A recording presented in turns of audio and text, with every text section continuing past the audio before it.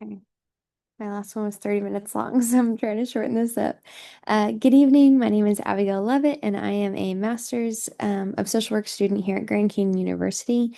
But more than that, I am my region's McKinney-Vento liaison, and I get to train 57 school districts on how to identify and serve McKinney-Vento students who are experiencing homelessness. So this topic deeply matters to me. And I'm not just studying homelessness from a distance, but I sit across from superintendents, principals, secretaries, social workers, parents, and caregivers every week to help them understand what it means when a child has no stable place to sleep and what the law requires them to do about this. So today I'm presenting my research proposal. Examining how school mobility affects the educational outcomes of homeless youth and how the McKinney-Vento Act, the law I get to work with every single day, is and is not living up to its promise. The research question I'm proposing is this: how does school mobility affect the academic achievement and social emotional well-being of children and youth experiencing homelessness?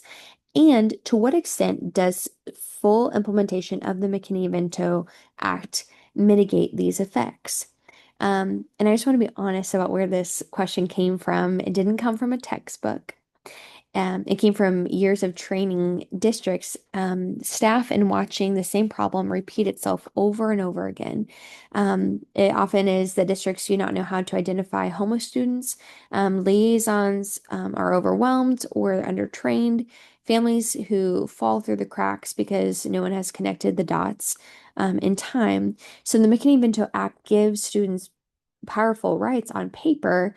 Um, Oftentimes, we offer them the same 16 services. However, my job is to make sure that those rights become real in practice. So, this research is my attempt to understand more rigorously and systemically where the gap is between law and reality, and where is that gap widest at, and at what cost children have when we fail to close that gap for them. So, the type of research I'm proposing is a qualitative, using a policy analysis and case study design, because the answer to this question cannot be found in a spreadsheet, but it lives in the stories of the children and the family that I get to work with. So let me put the scale of this problem in front of you, because even after years of this work, the numbers still stop me. More than 1.3 million children and youth experiencing homelessness in the United States every year. In my region alone, the 57 districts that we serve here in ROE 13, we serve about 1,500 by May. Of course, August, it's harder to identify, but at the end of May, we usually about have around 1,500 students. And every single one of them, there are children sleeping in motels, doubled up with relatives, living in cars, staying in shelters. Some of those leaving abusive situations, or perhaps a house is inadequate because of an infestation of some sorts. These well, some of these children have been identified and are receiving McKinney-Vento services, but many more have not been identified yet. And every single day they go identified is a day that their rights are not being honored. The data on school mobility is what drives the urgency of this work. 41% of students experiencing homelessness attend two or more different schools in a single academic year. 28% attend three or more. And I work with children who have attended five or six schools in one year. And so just think about that, what that means. New teachers, new rules, new peers, new everything over and over again, while simultaneously navigating the trauma of not having a stable home. And thinking when students are moving, they're often using different curriculum in different schools. And so just thinking that that's about a 3 to 4 month academic decline. And at the root of all of this is truly affordable housing crisis. In 2001, a worker needed to earn nearly $15 an hour just to afford a modest two-bedroom apartment and the fair market rent. And that's nearly three times the minimum wage. And that gap has only grown. This burden is not distributed equally. African American children make up about 43% of the homeless youth population. In my training work, I talk about this directly with district staff because colorblindness approaches to McKinney-Vento implementation miss the children who need the most support. Race is not incidental to this crisis, it's structural. My introduction establishes three areas of context to shape everything else in this proposal. And honestly, these three areas I see constantly in my day-to-day work. So the first being background of homelessness itself. Family homelessness is an economic crisis before it is anything else. It is what happens when wages cannot keep pace with housing costs. When one job loss or one medical bill or one abusive relationship ends a family housing stability. The families I work with did not choose this. They are surviving this. The second is the educational impact of that instability. When a child changes schools repeatedly, it is not just the harm is not just academically, though the academic harm is real and is measurable, it is also relational. Children lose the teacher who perhaps finally understood them, they lose friends that they just made, and they learn over and over not to invest because experiences has taught them that everything could get taken away. And this is what unplanned school mobility does to a child's relationship with education itself. The third is policy context. McKinney-Vento Act is the federal government's primary tool for responding to these harms. And as someone who trains districts on this law, I have seen it work beautifully when it is implemented well. And I have seen it fail completely when it is not. This research proposal is my effort to understand the difference more rigorously so I can be more of an effective trainer, more of an effective advocate, and more of an effective social worker. So this existing research on school mobility and homelessness is consistent and it confirms what I see every day. At the micro level, the level of individual and school and family. So this research by Better Homes Fund, Kerbo and Rohrbacher, and also Larson, I believe. All show that unplanned school transitions lower academic performance and increase dropout risk. Children in homeless situations are significantly more likely to experience health problems, emotional disturbances, and undetected learning disabilities. Unaccompanied youth, these are teenagers navigating homelessness without a parent, they face additional layers of vulnerability with no adults advocating in their corner. In my training, I spent significant time helping districts understand how to identify and support unaccompanied youth because they are among the most invisible students in any school building. Now, looking at the meso level here in the middle, that's the organizational and community level. And this is where my daily work lives. The McKinney-Vento liaisons are required in every school district, but the law does not specify how much time the liaison should dedicate to the role, what training they should receive, or how they should be resourced. In my 57 districts, I have seen this full spectrum. I have seen liaisons who are transforming the school approaches to homeless students. I have seen liaisons who are so overwhelmed with their responsibilities because maybe they're wearing so many hats within their district that the McKinney-Vento program is an afterthought. And this inconsistency is a research finding itself and the problem I'm trying to solve. And then lastly, over here on our right, the macro level, that's the structural reality. Is this. The McKinney-Vento Act cannot end homelessness. It can only try to protect students who are experiencing it. So affordable housing is the missing piece that the law was never designed to provide. Um, the gaps in this existing research are significant. There are very few longitudinal studies tracking children who are staying in their school of origin versus those who have changed schools. And there's almost no research centering around the voices of homeless youth themselves. And the intersection of race, disability, and gender, which we're going to get into, all of which I see playing out in real time across my districts, is the unexplored in our literature that we see.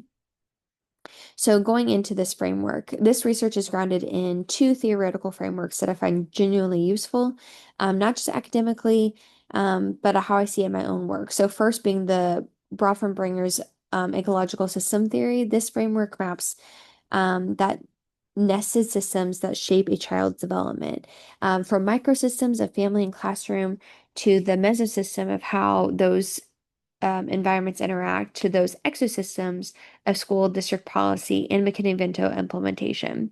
Um, We see that macro in the federal law, housing policy, and structural racism. And I think about this framework a lot in my training because it explains why a child's outcomes are not just about what happens to them in the classroom. But when I train a district liaison, I am intervening at the exosystem level, trying to change how policy is implemented so that it reaches the children in the microsystem level. The framework helps me understand why that translation can be so hard and where the points of leverage truly are. And then second is looking at the critical race theory, which I use a lens for the data analysis. My training work has made it very clear that race does shape who gets identified as McKinney-Vento eligible, who gets connected to services, and who falls through the cracks. Any research on this topic that ignores race is just not incomplete, it's misleading. And together, these two frameworks ensure that my research is both structurally grounded and racially honest. So, the methodology, I'm proposing the qualitative case study design using semi-structured interviews and document analysis. And I chose this because the questions I'm interested in cannot be answered with numbers alone. But I want to know what it feels like for a child when they change schools for the fourth time in a year. I want to know what prevents a well-meaning district liaison from implementing McKinney-Vento correctly. I want to understand the gap between what the law says and what actually happens in the school building on a Monday morning when a family shows up without any documents. Those are the qualitative questions I'm looking for. So my work as a regional liaison gives me really unusual access to this kinds of research. I've established relationship with liaisons and I have credibility with shelter staff, school administration, and families. That means I can conduct interviews that go deeper than a cold outreach call because of this trust that has been developed. I considered mixed methods and decided against it for this proposal because the study is exploratory. Before we can measure outcomes at scale, we need a richer understanding of the mechanisms, and this is what this study is designed to provide. So, looking at the data analysis, I want to use two different platforms to measure that qualitative data analysis software and really just conducting this for coding across multiple data sources. My data will include three streams. First is a semi-structured interview with McNeven liaisons, shelter caseworkers, and parents and guardians of school-age children experiencing homelessness. Because of my regional role, I get to recruit these participants across a meaningful range of districts. So kind of looking at that well-resourced or more suburban districts to maybe under-resourced rural ones. Second is looking across school enrollment and academic achievement records. And third, looking at the state level McKinney-Vento implementation records. In my training work, I use these reports to benchmark district performance and monitoring. And for this research, I'll provide that macro level context for understanding of how individual districts practice fit into this broader statewide Illinois picture. Um, I will also use thematic analysis to identify patterns around these three areas. So those barriers to school stability, outcomes associated with school of origin enrollment, and what distinguishes high-performing liaisons for those and from those who are struggling. And the last question is one I'm particularly motivated to answer because it will make me personally a better trainer. So, implementing this, of course, this is the section I care about the most. And it's not just because of creating a de or completing this degree, but I'm proposing it because it's what I intend to use, what I find. So, at the micro level, this first one, um, it really is just being able to train districts and provide targeted trauma-informed support for individual students. Right now, I train liaisons and draw heavily on the existing literature and, of course, own experience. But this research will give me new locally grounded evidence. Looking at the meso level, so training curriculum for these 57 districts I serve. If the research identifies specific barriers, say enrollment delays are what's most likely to occur when a shelter and schools have no formal communication, I can build that into my training and work with districts to address that proactively. This is the direct line from research to practice that I'm excited about.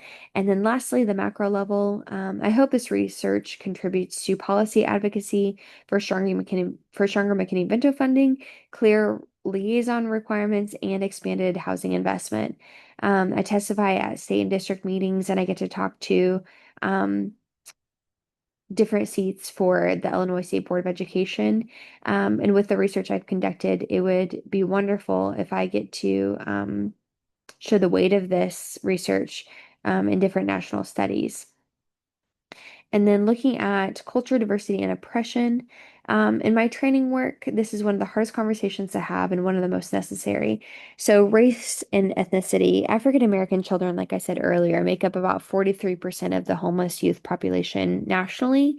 The districts I serve, that racial demographics are identified, making even to students are often mirror or exceed that disproportion. When I train liaisons, I ask that they look up who they're identifying and who might be missing. Identification is not just neutral, it is shaped by which staff feel comfortable approaching, which neighborhoods get prioritized, and which children's behaviors get interpreted as signs of instability versus discipline problems.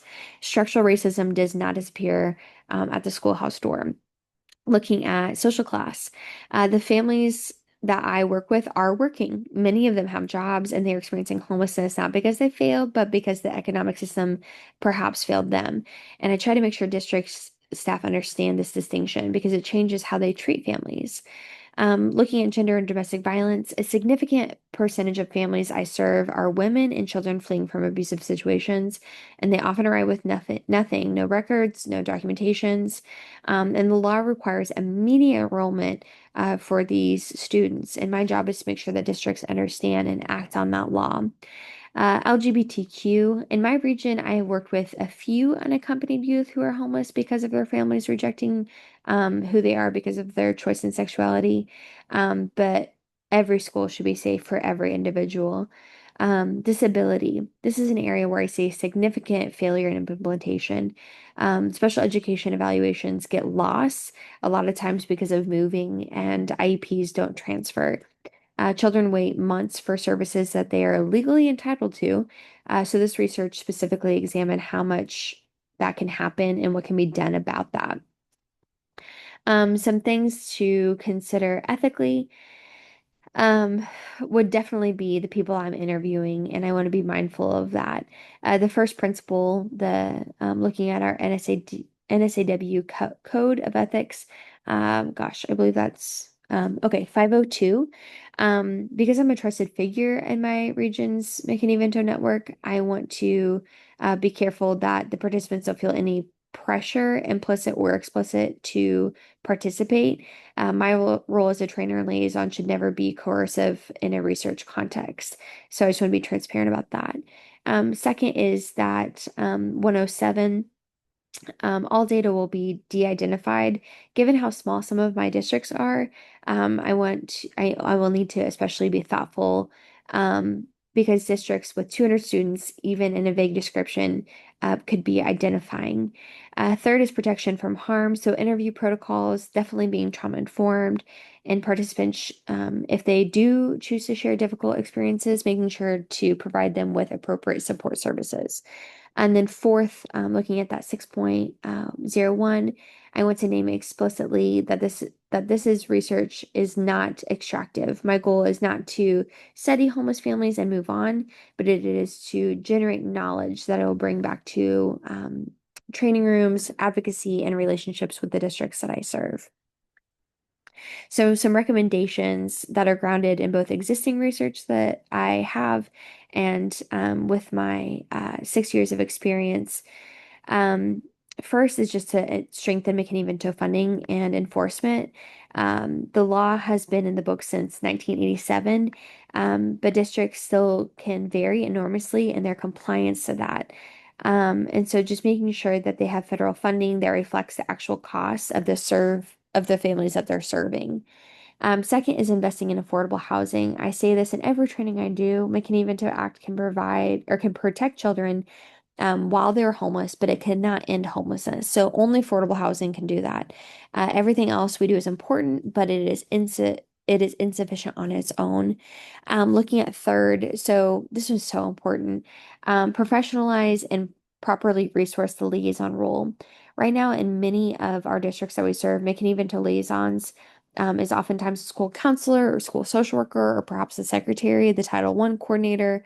And so all at once, with no additional compensation or projected time. This is not necessarily a recipe for an effective implementation. So I believe that this role needs to be or needs to be defined, resourced, and valued. Being able to formalize some interagency collaboration, this is very important. So thinking about when a family enters a shelter, there should be a clear, immediate protocol connecting them with school enrollment. And so that districts where the protocol exists, children are enrolled faster and lose less instructional time. Whereas where districts don't have a protocol, children can go weeks without being connected to school. And this is just unacceptable. Fifth, really embodying that anti-racist practice, not as an add-on, not as a footnote, but as a core competency for anyone who is working with McKinney-Vento students. And then these are the references from the research that I've done and the information given today.